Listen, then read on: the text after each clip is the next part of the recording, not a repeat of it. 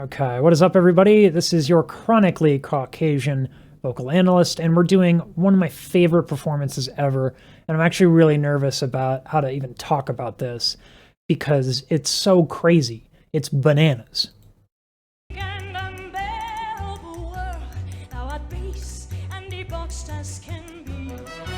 There's something about Linda Eder's tone that's kind of difficult to place. Um, there's this kind of thing that's almost like she has like this common umlaut thing that she's doing, and it works really well, and it provides this like really warm tone, and I don't hear it a lot. Lara Fabian, I've heard her do it, and Celine Dion does it like all the time, but it feels like it would be something that's difficult or makes singing more difficult. But I don't know, I just don't know how they do it.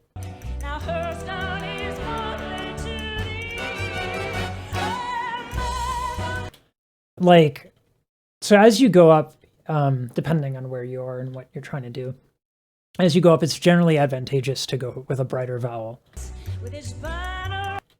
So, like, this sort of like thing that she's doing with the umlaut, like that chord, that's, I mean, obviously it's not like that specifically, but this like covering sound thing she's doing, she just gets rid of it on the top.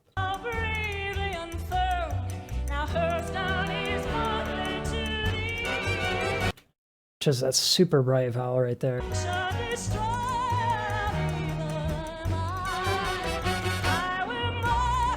Come on, that's so clean and beautiful and seamless. It's legato. It's very, very, very, very smooth. You'd run the risk of like when you're belting, it's very difficult to be this smooth. Most people kind of get a little punchy when they belt, but this is just really elegant singing.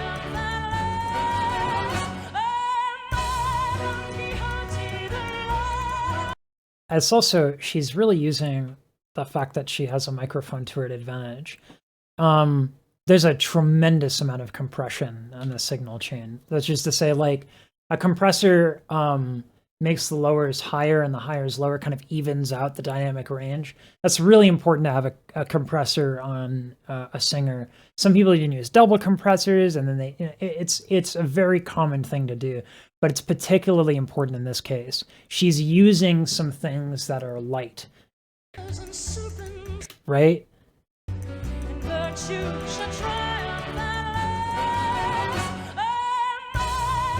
And that's like epically loud. I kind of wish we could hear this unamplified, just to get a really good sense of what's actually going on, because this is a crazy dynamic range. It sounds awesome. I'd love to hear it without the compression, just like to see what happens, just because it's so cool.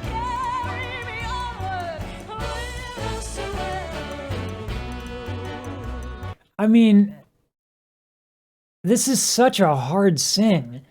The constant like what I really like about this though is that when she's not just going like full steam, right? She just doesn't have like her pedal to the floor the entire time.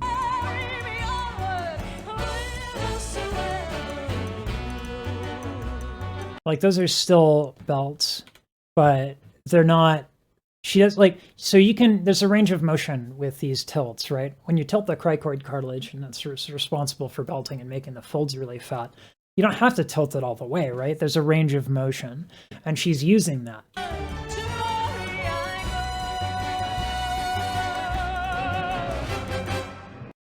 That in of itself is also difficult.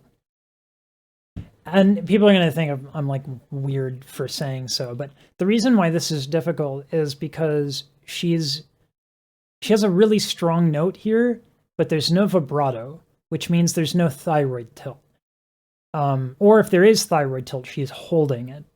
So to make this sound easy, this when she's in the middle and she goes, oh, that. It's deceptively difficult because when we go up, we want to do a couple of things. We want to tilt, which is most common, or you want to like, or the larynx ends up going up really high and you get kind of this breathy quality, which is beginners hate, but then, you know, people with experience going to, and using that sound. But this tone is strong in her middle, and there's no vibrato. So either she's holding the thyroid cartilage still and singing very gently, or she is incredibly gentle with her breath. But that sound, this is Linda Eder. Like, this is what she does. She has this insane sound.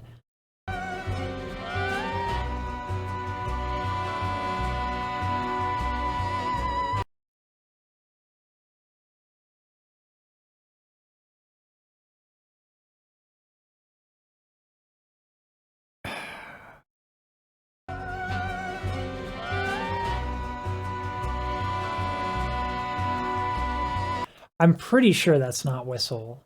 I'm pretty sure that's like. But the thing is that it's straight tone. I mean, this is bonkers.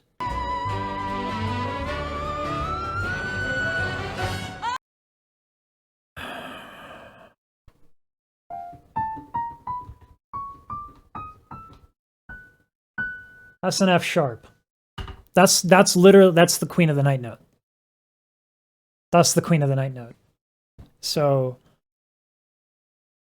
and the thing that's crazy about Linda Eder, like, people who do the Queen of the Night don't usually have like a super big voice for that role, just because it's so incredibly high. But man, the idea of Linda Eder doing the Queen of the Night is insane to me.